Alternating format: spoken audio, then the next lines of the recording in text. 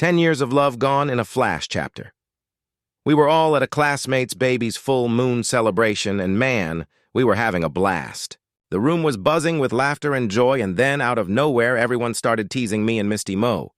"Agustin, when are you and Misty tying the knot?" they joked. I grinned, pulled out a stack of wedding invitations, and started passing them around. "The date's set, guys. Please come join us," I said, still smiling. The room went quiet for a second, like everyone was processing it. Then the teasing kicked back up. "You two have been together for 10 years. It's finally happening? That wasn't easy." But then, out of nowhere, Misty's face changed. She grabbed a glass of cold water and splashed it right over my head. "Agustin, you're shameless," she snapped. "Using all these tricks to force me into marriage." I pointed to the name on the invitation, my voice turning icy. "Miss Mo, take a closer look. Is the bride's name yours?" Misty froze, her eyes wide as she stared at the wedding photo on the invitation. The bride? Clearly not her. The others caught on quick, and whispers started rippling through the group. "The bride on the invitation is Lily, not Misty." I knew that wedding photo looked off. Turns out it wasn't Misty at all. Misty, red-faced and furious, lunged to snatch the invitation from my hand. I saw it coming, dodged her grab, and she ended up stumbling into the edge of the table, looking even more disheveled and humiliated. In the past, I might have felt bad for her. But now, I just found it kind of laughable. "Agustin, you hired someone to humiliate me just to force a marriage?" Misty spat, her tone still dripping with that same old arrogance, barely even looking at me. "Let me tell you, I don't care at all. You're just deceiving yourself." The others started giving me these weird looks. The class monitor sighed, stepping in to smooth things over. "Guys, it's a happy day. Don't take it too far," he said. "You two have been together for so long, you should get each other by now. Agustin, even if you're eager, you shouldn't joke about marriage like that. And Misty, Agustin wanting to marry you is a good thing. Talk it out. Don't sling hurtful words." Misty shot me a cold glare. "You must have colluded with our classmates, right? Isn't this whole thing just to pressure me into marrying you in front of everyone? Guess what? I'm not playing along. I'll never let a despicable person like you win." Everyone exchanged confused glances like, when did we become accomplices in forcing a marriage? I jumped in to clear things up. "I'd never joke about something as serious as marriage," I said firmly. Then I turned to Misty. "Miss Mo, have you forgotten? We broke up 6 months ago. Why would I force you to marry me? Did you forget what you did right in front of me half a year ago? You can't seriously think I'd forgive you after that kind of betrayal, can you?" A lot of our classmates knew about what went down 6 months ago. Their looks toward me softened, tinged with sympathy. Misty's expression started to crack. "Are you serious about the breakup?" she asked, her voice faltering. I smirked. "What do you think? Do you think I'd joke about something like that? 6 months ago, I went to a former classmate's wedding banquet. Misty said she couldn't make it, so I went solo. After the banquet, I was leaving the hotel, stepping out of the elevator when I saw her, arm in arm with some guy. A sharp-eyed classmate nudged me. "Agustin, isn't that Misty?" I shook my head, denying it. "No way, she's at home getting my bath ready." My classmates laughed, saying how lucky I was. After they left, though, I followed her. I watched Misty walk into a hotel room with this guy, their arms still linked. Before they even closed the door, they were all over each other. The guy chuckled.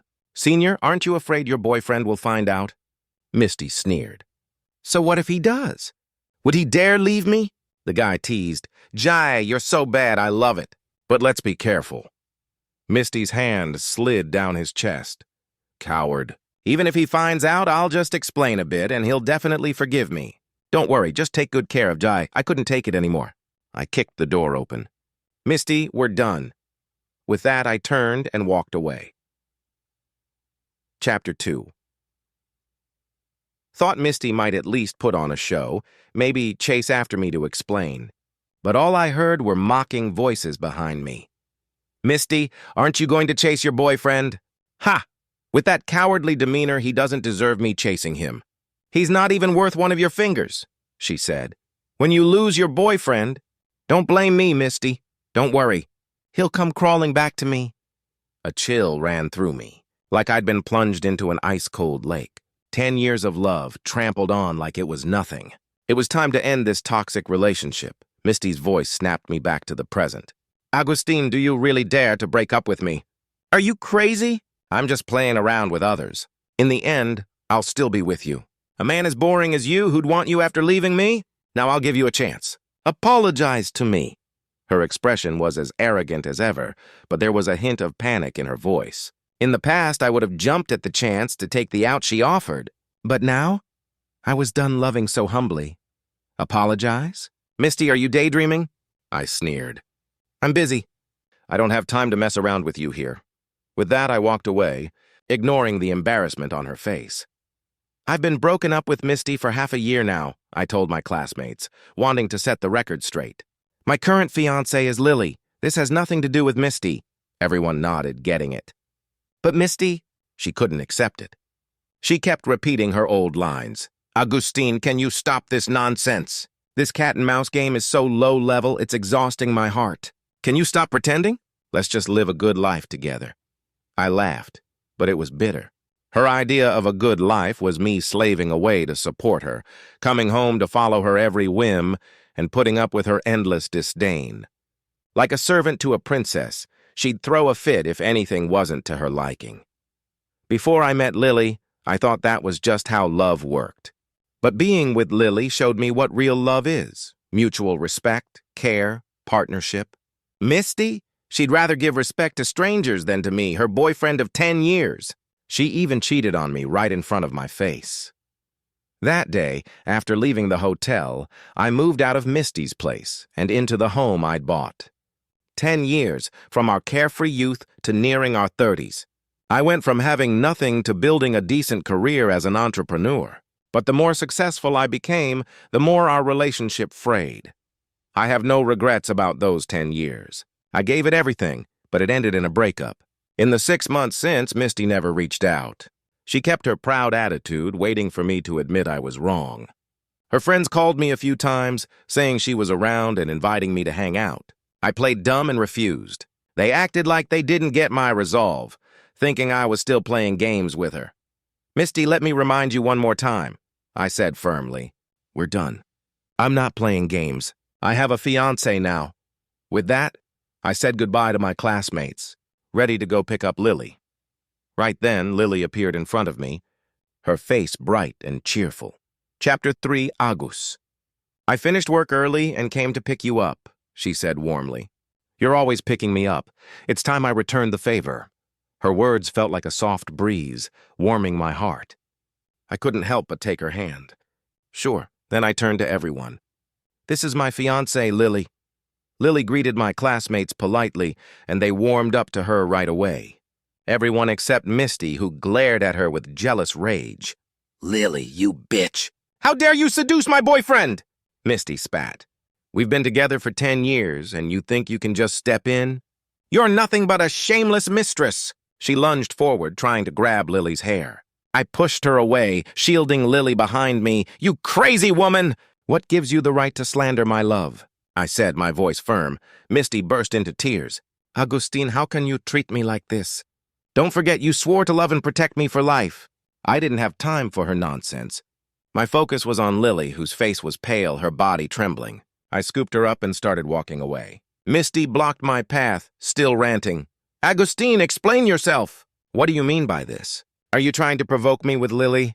Do you think I don't have other men? She grabbed her phone and made a show of dialing someone. Hey, Junior, come pick me up at the hotel. She thought that would get to me. But all I cared about was Lily. I looked at Misty coldly, my voice flat. I've made it clear. We have nothing to do with each other anymore. Lily is my love. Step aside. Misty stared at me, tears streaming down her face. I ignored her and left with Lily. Lily wasn't feeling well, so we canceled our dinner plans. I helped her into the car, sitting her in the passenger seat, my voice tight with worry. What's wrong? If you're not feeling well, I'll take you to the hospital. Lily clung to me, crying softly. Agus, I'm not the person she says I am. I only decided to be with you after you two broke up. I didn't seduce you, and I don't want to be the other woman in your relationship.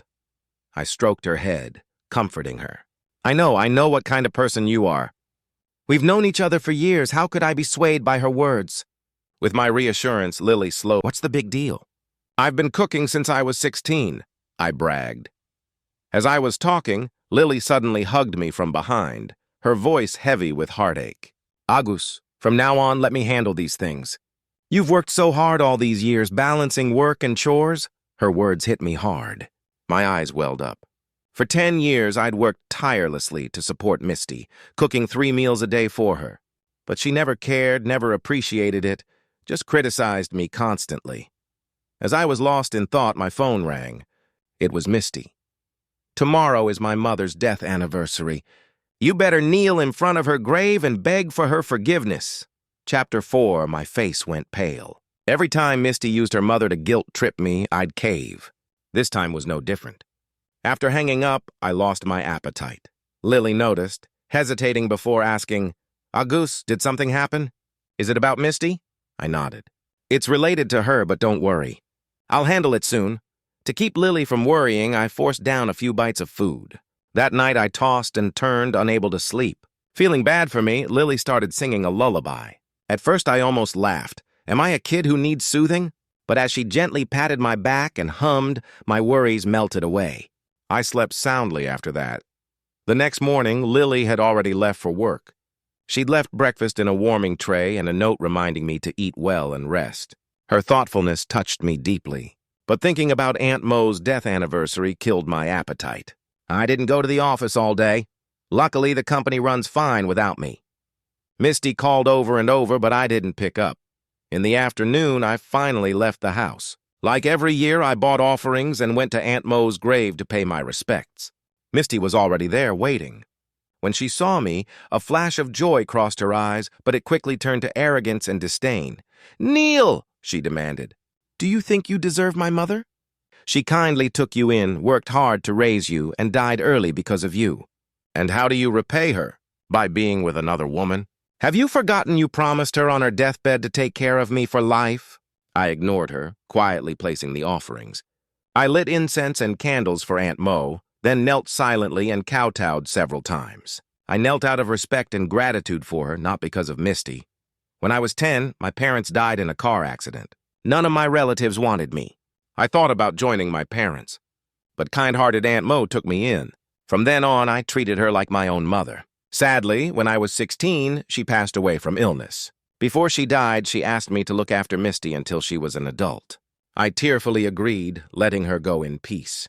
Misty, a year younger than me, always followed me around at school and home. I cared for her like a sister. But 2 years after Aunt Mo's death, Misty asked to date me. Out of gratitude, I said yes. From then on, she leaned on me completely. Whenever she went too far, I forgave her for Aunt Mo's sake. After all, she'd lost her dad young and was raised by Aunt Mo alone. After Aunt Mo's death, I was her only family. But my love and patience didn't earn her respect. She got more unreasonable, pushing my limits over and over until I couldn't take it anymore.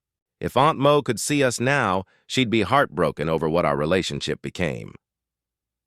Chapter 5, I kowtowed to Aunt Mo one last time. Auntie, I believe I've fulfilled what you asked of me. From now on, Misty will have to rely on herself. But after I get married, I'll still visit you often. With that, I stood up to leave the cemetery. Misty grabbed my arm, furious. You think you can just say a few words and sneak away? I brought you here to repent, not to dodge responsibility. What do you mean she has to rely on herself? Are you really abandoning me? Kneel down. I'll give you a chance to rephrase. She yanked at me, trying to force me to kneel again. In the past, when we fought, she'd always pull this card to punish me. Back then, I cared about her and went along with it. But now, no way I'd play along. Let go. Stop pulling at me, I said, pushing her away. She stumbled and fell hard on her backside. She looked at me in shock, then started wailing. Augustine, how dare you push me? You're bullying me in front of my mother's grave. You bastard, has your conscience been eaten by a dog? If I'd known you were this heartless, I'd never have asked my mother to take you in. Ungrateful wretch, I'll expose your despicable actions online. She pulled out her phone and started a live stream. I snatched it from her and smashed it on the ground. Misty, wake up, I said. From the beginning, I owed you nothing, only Aunt Mo. She took me in despite your objections. During those 5 years she was alive, I did my best to care for her. But you, her biological daughter, what did you do for her? Besides causing trouble and upsetting her, What did you do? I pointed at her, my anger boiling over. If you'd been more sensible back then, Aunt Mo might not have been so worried. She might not have died so early.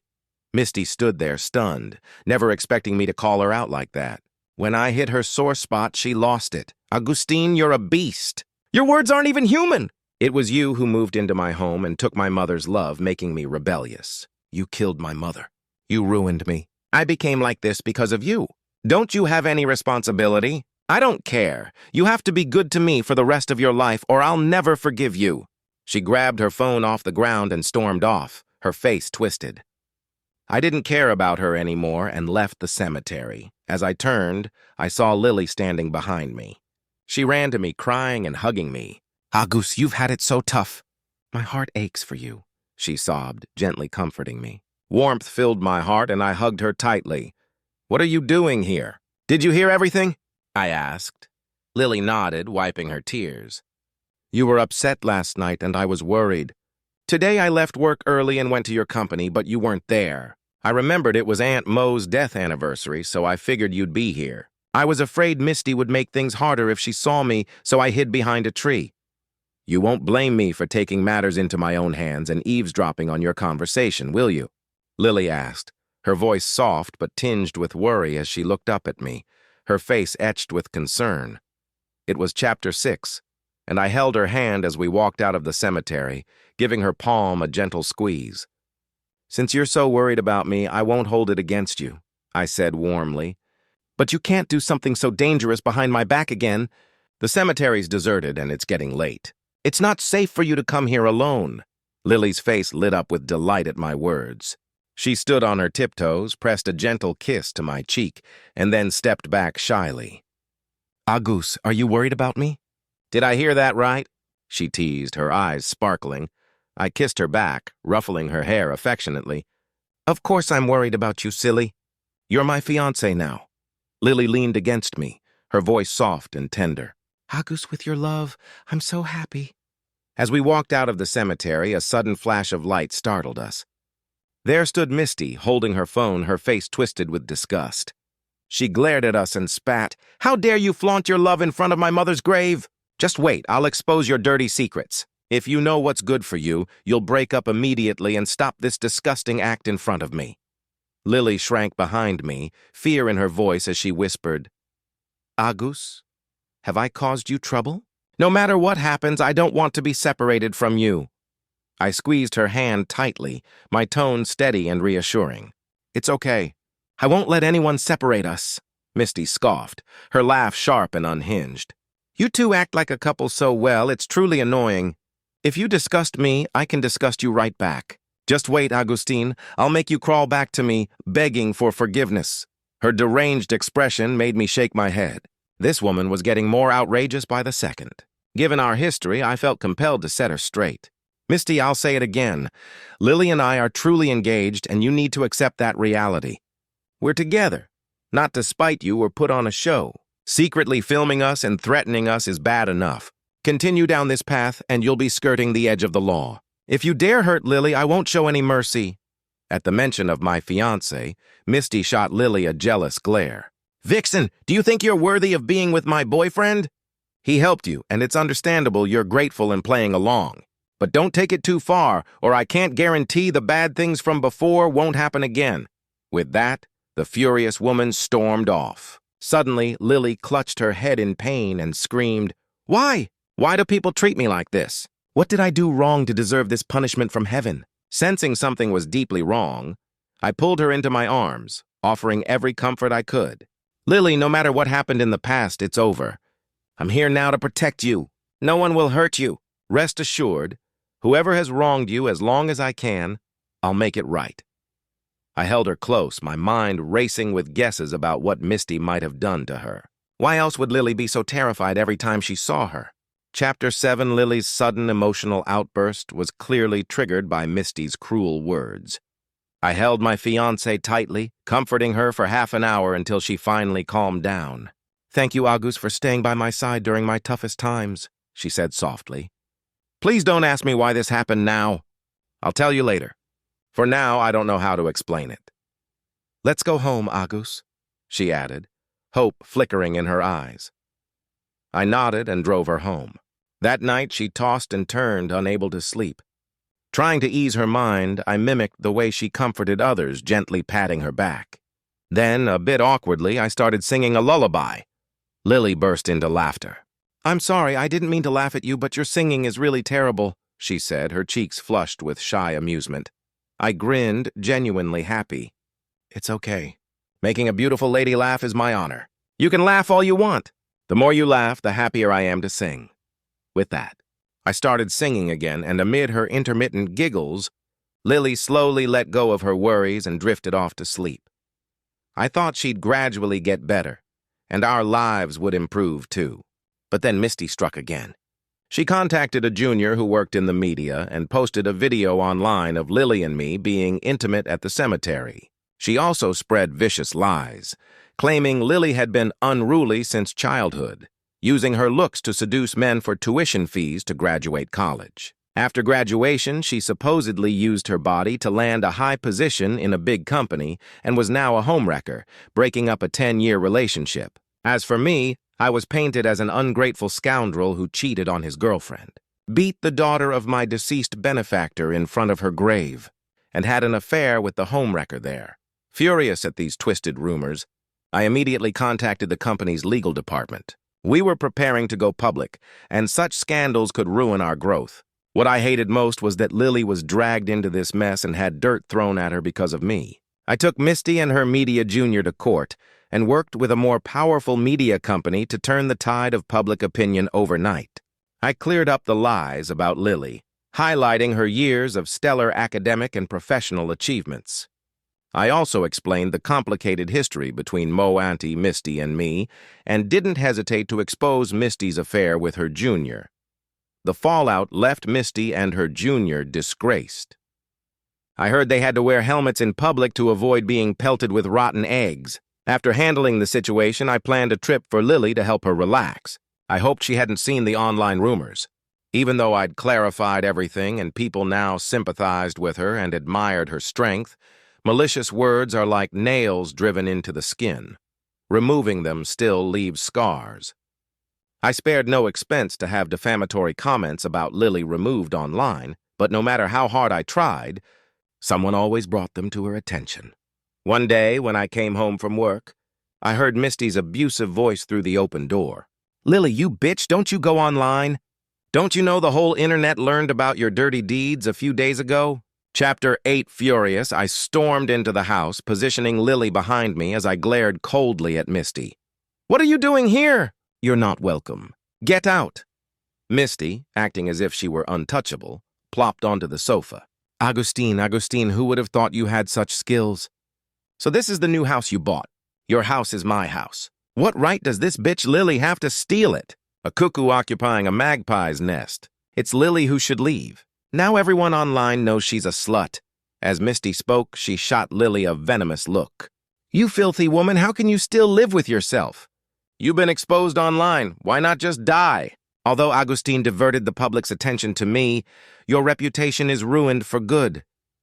Her words pushed me over the edge. I grabbed Misty by the throat. "If you dare insult my fiancé again, do you believe I'll kill you? You drove Aunt Mo to her death. In the name of love, you've trampled on my dignity for 10 years. And now you want to hurt Lily? Why don't you just die? Only with your death will this all end."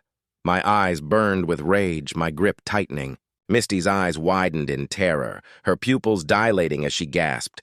Please, let me go." My rationality wavered, but I wasn't ready to let her off so easily.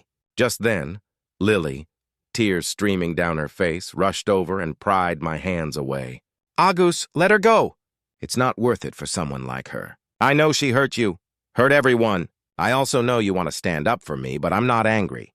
It's unnecessary. The doctor told me this morning that my depression is improving. Our life is getting better. There's really no need to ruin our good days because of this malicious woman." Her words, spoken so earnestly, moved me deeply. Seeing her cry made my own eyes well up. Slowly, I loosened my grip, and Misty seized the chance to break free, clutching her marked neck and coughing uncontrollably, fear lingering in her eyes. "If you ever think of harming Lily again, remember how many lives you have first," I said. my voice cold and devoid of warmth. I won't! Misty stammered, conceding for the first time as she scurried out of my house in disgrace. I closed the door and pulled Lily into my arms, trying to calm my racing heart. "It's okay now. It's all over," I said, stroking her head gently. Lily's sobs gradually subsided, and she looked up at me with deep affection. "Agus, what others say doesn't really matter. What matters is how you see me. Do you really think I'm as dirty as Misty says?" Her eyes brimmed with hope, as if my disbelief would shatter her. I hurried to reassure her. "How could I believe Misty? You're my fiancé. I trust you're not like that." Her face lit up with joy. "I knew you would believe me.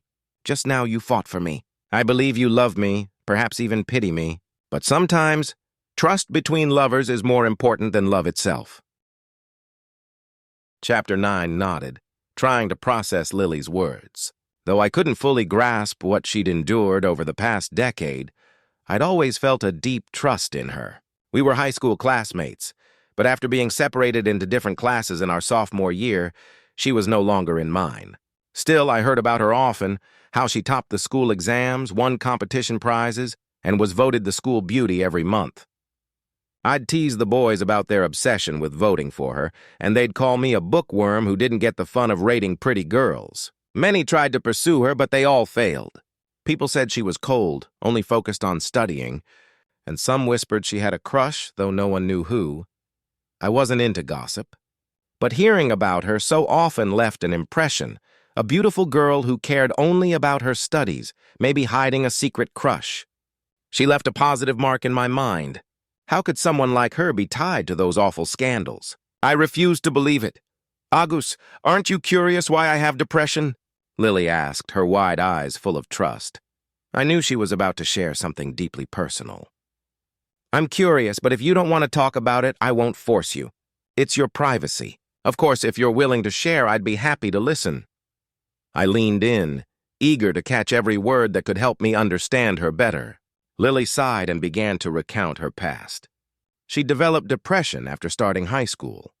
Her good grades, beauty, and upright personality made her popular, but they also sparked jealousy among some girls. Those girls targeted her, spreading vicious rumors to slander her and turning classmates against her. Over time, their ostracism turned into outright bullying. Whenever she was alone, boys would harass her or jealous girls would torment her. She grew afraid to walk alone at night. One evening, after missing her chance to walk home with friends, she was cornered by a group of girls who said cruel things and tore at her clothes, taking humiliating photos for fun. That night, I happened to pass by and intervened, threatening to call the police if they didn't delete the photos. Reluctantly, they did and left. For her safety, I offered to walk her home, discovering her house was just 2 streets from mine. After that, walking her home became a routine for me, just something I did on my way. But for Lily, those moments meant everything, giving her the courage to keep going. "Do you know, before you saved me, I'd been bullied by those classmates for nearly a year," she said. "I developed severe depression. I wanted to end my life to escape the pain. It was your help that gave me the courage to keep living."